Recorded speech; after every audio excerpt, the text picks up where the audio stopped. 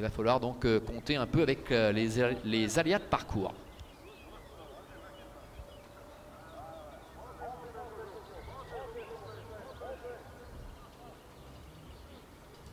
Allez, il volte. Et cette fois c'est parti avec Crapule de Colmine, la favorite de 25 mètres qui est partie convenablement. Just an Oasis est au galop, Kendall Wood qui est loin un petit peu assuré. Et on retrouve Keep and Go également qui est en bonne position en dedans. Pendant ce temps, bien, nous retrouvons très vite aux avant-postes la présence de Pascal Schneider qui est au sulky de Jardy des Aris avec le numéro 13, Jensen de Villard qui est tout de suite là, qui a des écus et troisième, Midnight Blues qui a su parfaitement gérer ses premiers mètres de course.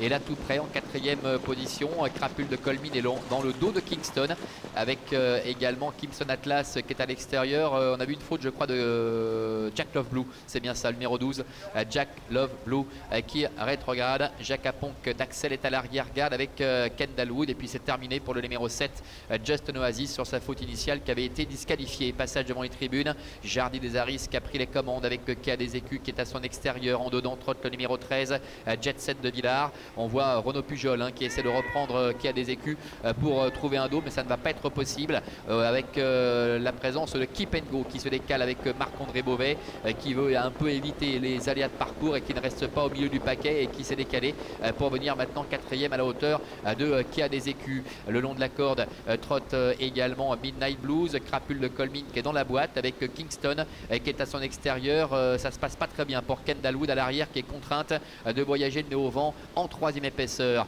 Le début de la ligne d'en face avec Jardy des Aris comme lors de son succès obtenu lors de son avant-dernière tentative, qui a la tête et la corde et qui fait un petit peu de train avec Jet Set de Villard qui est deuxième, qui a des écus est en troisième position, suivi également encore par Midnight Blues avec Keep and Go, Crapule de Colmine, et puis en dehors Kendall Wood qui s'est vivement rapproché pour venir maintenant quasiment au contact des leaders.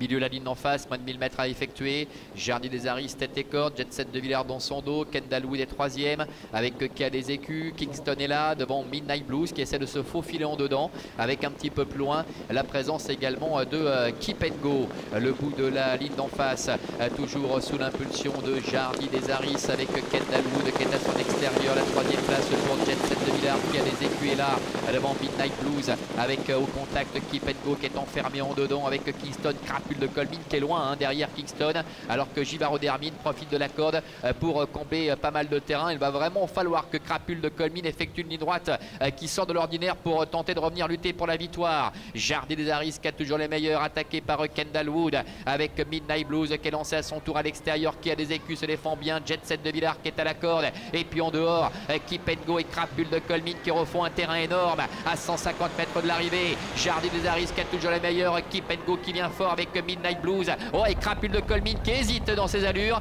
au passage du poteau. Midnight Blues, Keep and Go. Midnight Blues, Loris Ferro qui va s'imposer face au numéro 1 Keep and Go. La troisième place pour Crapule de Colmine et la quatrième sans doute pour le 11 Jardy des Aris. Voilà, victoire de Midnight Blues, on le rappelait tout à l'heure, si Loris Ferro arrivait à bien gérer ses premiers mètres de course, c'était une des priorités de l'épreuve. Le numéro 1, Keep and Go, termine deuxième. La troisième place pour l'instant, donc pour le numéro 4, Crapule de Colmine. Le long de la corde, enfin au centre plus précisément, c'est Jardy des Aris, le numéro 11, qui termine quatrième. Et je crois que c'est Jet Set de Villard, le numéro 13 en dedans, qui termine à la cinquième place. Regardez bien à l'extrême gauche de votre écran, la favorite Crapule de Colmine qui s'est trompé un instant. Xavier Beauvais veillait au grain. Est-ce qu'il est parvenu à la remettre à temps? Bien, ce sont les commissaires et les juges d'allure qui vont regarder ça de près. On le voit là-bas, on la voit là-bas à gauche. Regardez, hop là, et rapidement Xavier Beauvais est parvenu à la remettre. Midnight Blues qui court de première avec Loris Ferro qui avait été battu lors de sa dernière tentative sur le poteau par Crapule de Colmine. Et aujourd'hui Midnight Blues prend une éclatante revanche, ayant pu profiter de cet engagement ici au premier poteau. Deuxième place pour la Keep and Go, la troisième pour le 4 Crapule de Colmine et donc la quatrième pour le numéro 11 Jardy des Aris.